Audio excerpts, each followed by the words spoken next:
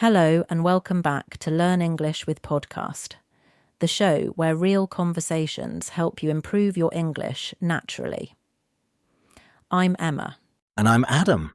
And today we are going to say something that might surprise you, maybe even upset you a little. We're not trying to upset anyone. But today's topic is something millions of people do every single morning, and most of them are doing it completely wrong. We're talking about morning routines, and specifically, why your morning routine might actually be lying to you. And as always, we'll be teaching you some really useful English vocabulary throughout the episode. So, listen carefully. But first, today's question. We'll come back to the answer at the end. Ready, Emma? Ready? The question is, according to research, how long does it actually take to build a new habit? Is it A, 21 days, B, 66 days, or C, 7 days? Ooh, I think most people will get this wrong. Keep that answer in mind. We'll reveal it later. So, Adam, morning routines are everywhere right now. Social media, YouTube, podcasts. Everyone is talking about their perfect morning routine. Wake up at 5 a.m, meditate, exercise, journal, cold shower. Right. And it all sounds amazing, very inspiring. You watch someone's morning routine video and you think, yes, starting Monday, I'm doing all of this. And then Monday comes. And you hit snooze 3 times and eat breakfast in bed. Exactly. So what's going wrong? Why do these routines fail for so many people? The problem is, most people build their morning routine based on someone else's life. They copy a CEO's routine or a fitness influencer's routine without asking one important question. And what's that question? Does this actually work for me? And that brings us to our first vocabulary word, sustainable. Something that is sustainable can continue for a long time without falling apart. For example, a good morning routine should be sustainable, not just impressive for 1 week. This is so important. A routine that looks amazing on Instagram but exhausts you after 3 days is not a good routine. It's just a performance. Exactly. And that's actually our second vocabulary word. Performance. In this context, it means doing something to look good rather than to actually feel good. Posting your 5 a.m. workout is a performance. Actually feeling energized for the day, that's the real goal. So let's talk about the biggest lie morning routines tell us. And Adam, I think you feel strongly about this one. I really do. The biggest lie is, you must do your routine every single day perfectly, or it doesn't count. Oh, the all or nothing thinking. Yes. So what happens is, you build this beautiful routine. Wake up at 6 a.m., meditate for 20 minutes, exercise for 30 minutes, read for 15 minutes. Everything is perfect. Sounds lovely so far. Then one day, you sleep badly, or you have an early meeting, or you're just not feeling well, and you can't do the full routine. So what do most people do? They skip the whole thing and feel guilty about it. Exactly. And this is called all or nothing thinking, our third vocabulary word. It means, if I can't do it perfectly, I won't do it at all. And it destroys more good habits than anything else. I think so many people relate to this. You miss one day and suddenly you've quit completely. Right. And the solution is what habit experts call flexibility. That's our next word, flexibility. The ability to adjust and adapt when things don't go as planned.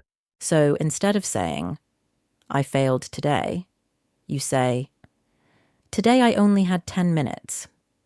So I did 10 minutes. And that still counts. Perfectly said. Something is always better than nothing. A 5-minute walk is better than no walk. 2 pages of reading is better than 0 pages.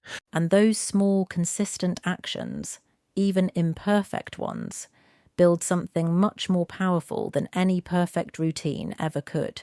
So, if copying someone else's routine doesn't work, and perfectionism destroys consistency, what actually works? Great question.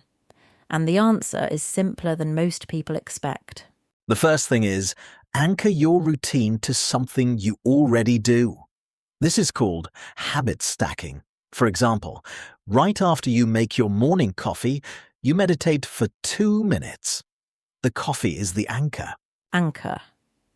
I love that word. An anchor keeps a ship in place.